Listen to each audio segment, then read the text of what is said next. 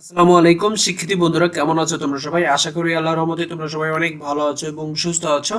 তো আজকে শিক্ষার্থী বন্ধুরা, তোমাদের জন্য খুবই ইম্পর্টেন্ট একটি ভিডিও, বিশেষ করে যে কোনো বোর্ড পরীক্ষায়, পাবলিক পরীক্ষায়, জেএসসি এসএসসি এইচএসসি পরীক্ষার্থীদের জন্য খুবই খুবই ইম্পর্টেন্ট একটি ভিডিও। কারণ আজকে এই ভিডিও থেকে তোমাদেরকে আমি জানাবো যে ইংরেজি পরীক্ষাতে কমপক্ষে 95% নাম্বার পাওয়ার কৌশল, কার্যকরী কৌশল। আশা করি তোমরা যদি এই টেকনিকগুলো আমি এখানে যেগুলো বলবো সেগুলো যদি ফলো করো এবং সেই অনুসারে যদি পরীক্ষায় লেখার চেষ্টা করো, পড়াশোনা করো, ইনশাল্লাহ তোমরা যে কোনো পাবলিক পরীক্ষাতে ইংলিশে ভালো করবে এবং 95% কমপক্ষে নাম্বার পাবে। তো শিক্ষার্থী বন্ধুরা, পরীক্ষা ভালো করার কৌশলটি প্রথম থেকে শেষ পর্যন্ত অবশ্যই দেখবে এবং বেশি বেশি করে শেয়ার করবে সবার মাঝে, যেন সবাই দেখে উপকৃত হয়। তো প্রথমে তুমি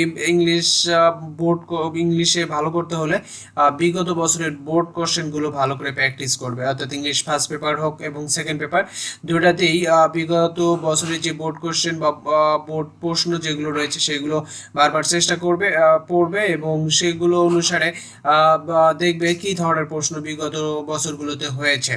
এরপরে প্রশ্ন পাওয়ার পরে তোমাকে অবশ্যই প্রশ্নটি প্রথম থেকে শেষ পর্যন্ত আগে ভালো করে পড়ে নিতে হবে। অর্থাৎ তুমি কোশ্চেন পেপার হাতে পাওয়ার পর অবশ্যই ধৈর্য সহকারে অবশ্যই প্রথম থেকে শেষ পর্যন্ত পড়বে। যদি প্রশ্ন সব কমন পড়ে তাও বেশি খুশি হওয়ার প্রয়োজন নেই, কারণ বেশি খুশি হয়ে দেখবে যে সহজ জিনিস অনেক সময় ভুল করে ফেলবে, অথবা কমন না পড়লেও মন খারাপ করার কিছু নেই, চেষ্টা করবে ইনশাল্লাহ প্রশ্ন পড়ে চেষ্টা করলেই অ্যান্সার করতে পারবে। সেই কারণে প্রশ্ন পেয়ে অবশ্যই নর্মাল থাকতে হবে, স্বাভাবিক থাকতে হবে, বা কোনো নার্ভাস হওয়া যাবে না। যদি নার্ভাস বা ভয় পাও তাহলে সেই ক্ষেত্রে কিন্তু তুমি পরীক্ষায় খারাপ করার সম্ভাবনা রয়েছে, অর্থাৎ জানা জিনিস অনেক সময় ভুল করে ফেলবে। এরপরে কোশ্চেন আগে পড়বে, অর্থাৎ ইংলিশ ফার্স্ট পেপারে যে প্যাসেজ থাকে, প্যাসেজ থেকে যে প্রশ্নগুলো উত্তর দিতে হয়, মাল্টিপল চয়েস কোশ্চেন এবং শর্ট কোশ্চেন যেগুলো থাকে সেইগুলো অ্যান্সার করতে হলে অবশ্যই আগে যে কোশ্চেনগুলো আছে সেই কোশ্চেনগুলো পড়বে, তারপরে প্যাসেজটি পড়বে। তাহলে কোশ্চেন পড়ে প্যাসেজটি যখন তুমি পড়বে তখন এই কোশ্চেনগুলোর সাথে যে প্যাসেজে যে অ্যান্সারগুলো থাকে তাহলে তোমাকে সেগুলো খুঁজে পেতে সহজ হবে। সেই কারণে আগে কোশ্চেনগুলো, মাল্টিপল চয়েস কোশ্চেন এবং শর্ট কোশ্চেন যেগুলো আছে এবং ফিল ইন দ্য গ্যাপ যেগুলো আছে ওগুলো পরে প্যাসেজটি যদি পড়ো তাহলে তোমার অ্যান্সার করতে সুবিধা হবে এবং সময় কম লাগবে। তোমার কোশ্চেনগুলো যদি জানা থাকে তাহলে তুমি প্যাসেজ পড়লেই বুঝতে পারবে অ্যান্সার কোনগুলো, সেগুলো তুমি দাগিয়ে পরে তাড়াতাড়ি অ্যান্সার করতে পারবে। এরপরে রাইটিং পার্টটা অবশ্যই ভালো করে লিখতে হবে। ইংলিশ ফার্স্ট পেপারে যে রাইটিং পার্ট থাকে সেই রাইটিং পার্টগুলো তোমার লেখা অনেক সুন্দর হতে হবে এবং লেখা অবশ্যই ব্যতিক্রম হতে হবে। সবাই সাধারণত যে বই দেখে পড়ে সবাই একই ধরনের লেখা লিখলে সেই ক্ষেত্রে কিন্তু নাম্বার কম পাওয়ার সম্ভাবনা থাকে। সেই কারণে তোমাকে ভালো নাম্বার পেতে হলে তোমার খাতাটাকে আকর্ষণীয় হতে হবে এবং লেখাটা অবশ্যই অন্য লেখা থেকে তোমার আলাদা হতে হবে। সেই কারণে তোমাকে যা করতে হবে, রাইটিং পার্টের লেখাগুলো সুন্দর হতে হবে ফার্স্ট, এবং লেখাটা অবশ্যই ব্যতিক্রমী হতে হবে এবং অবশ্যই আকর্ষণীয় হতে হবে, তাহলে কিন্তু তুমি রাইটিং পার্টে ভালো নাম্বার ক্যারি করতে পারবে। এরপরে fill in the gap, fill in the gap with close বা উইদাউট ক্লোজ যেটাই থাক না কেন, তোমাকে আগে ওই প্রশ্নটা অর্থাৎ প্যাসেজটা পড়ে নিতে হবে, পড়ে তারপরে ওই প্যাসেজের ঘটনাটি কি বুঝতে হবে, বুঝে তারপরে তোমাকে অ্যান্সার করতে হবে। যদি উইথ ক্লোজ থাকে সেই ক্ষেত্রে তো তোমার উপরে ওয়ার্ড দেওয়াই থাকবে, সেই ওয়ার্ডগুলো বসাবে। উইদাউট ক্লোজ হলে তুমি প্যাসেজটা পড়ে প্যাসেজের ধরনটা এবং অর্থ বুঝে সেই অর্থের সাথে সামঞ্জস্য রেখে তুমি ওয়ার্ড ওখানে বসাবে, অর্থাৎ গ্যাপের জায়গায় যে ওয়ার্ডগুলো বসে সেই ওয়ার্ডগুলো তুমি অর্থের সাথে মিল রেখে বসাবে। এরপরে রিয়ারেন্স থাকে সাধারণত ফার্স্ট পেপারে, রিয়ারেন্সে অবশ্যই আগে অর্থ বুঝে নিতে হবে, অর্থাৎ কি কোন ঘটনাকে বুঝিয়েছে এবং সেই ঘটনার সিকোয়েন্স অনুসারে তোমাকে অবশ্যই সাজাতে হবে। সাজানোর পরে তোমাকে এই লাইনগুলো অবশ্যই প্যারাগ্রাফ আগে লিখতে হবে, অর্থাৎ রিয়ারেন্স পরে ঘটনাক্রম অনুসারে সাজানোর পরে তোমাকে লাইনগুলো অবশ্যই প্যারাগ্রাফ আকারে লিখতে হবে।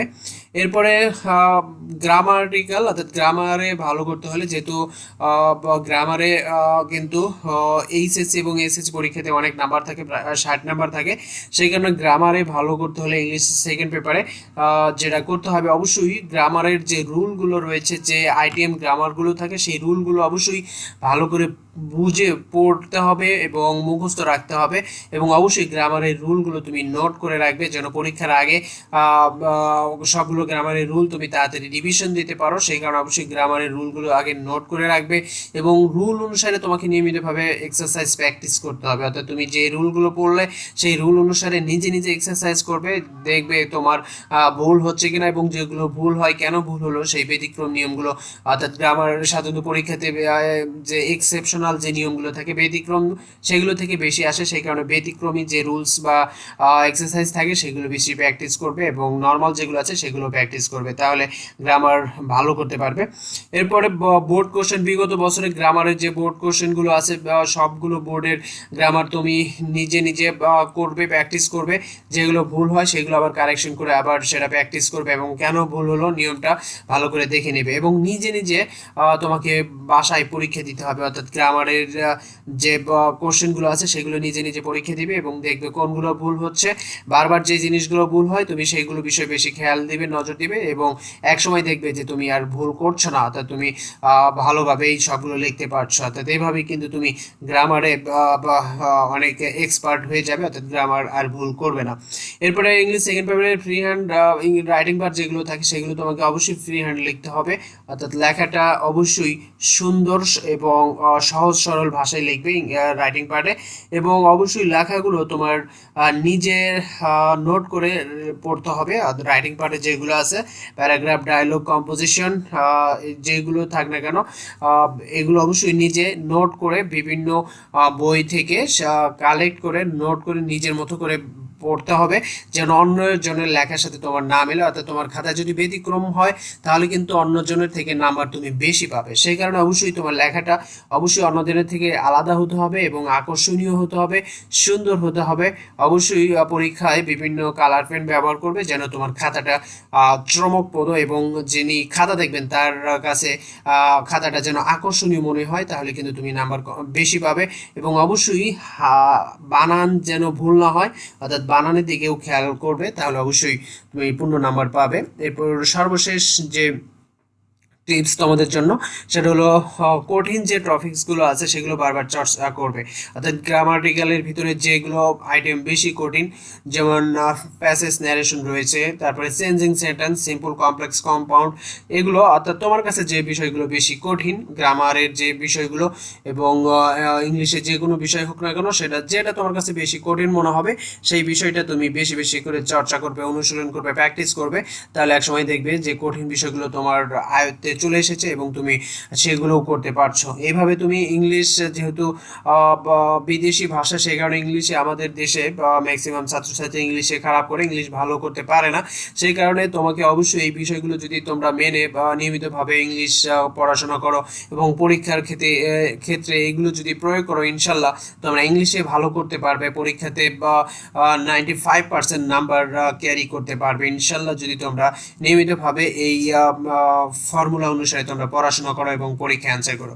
তো শিক্ষার্থী বন্ধুরা, আশা করি তোমরা বুঝতে পেরেছো এবং ভিডিওটি তোমাদের অনেক অনেক হেল্পফুল হয়েছে এবং আশা করি তোমরা এই অনুসারে পড়াশোনা করে পরীক্ষায় ভালো কিছু করতে পারবে এবং ভিডিওটি যদি ভালো লাগে এবং যদি মনে করো তোমাদের সামান্যটুকু উপকারে আসবে ভিডিওটি, তাহলে অবশ্যই আমাদের এই ভিডিওটিতে লাইক দিতে ভুলবে না এবং অবশ্যই বেশি বেশি তোমাদের বন্ধুদের মাঝে শেয়ার করবে যেন তোমাদের বন্ধুরাও ভিডিওটি দেখে উপকৃত হয় এবং যারা এখন আমাদের চ্যানেলকে সাবস্ক্রাইব করোনি তাদের প্রতি অনুরোধ থাকবে তোমরা অবশ্যই আমাদের চ্যানেল ইরিকশন টিপস বিডি চ্যানেলকে সাবস্ক্রাইব করে বেল আইকনটি চালু করে রাখবে এবং যারা ইতিমধ্যে আমাদের চ্যানেলটিকে সাবস্ক্রাইব করে রেখেছো তাদেরকে অসংখ্য ধন্যবাদ। তো শিক্ষার্থী বন্ধুরা, আজকের মতো এখানেই বিদায় নিচ্ছি। খোদা হাফেজ।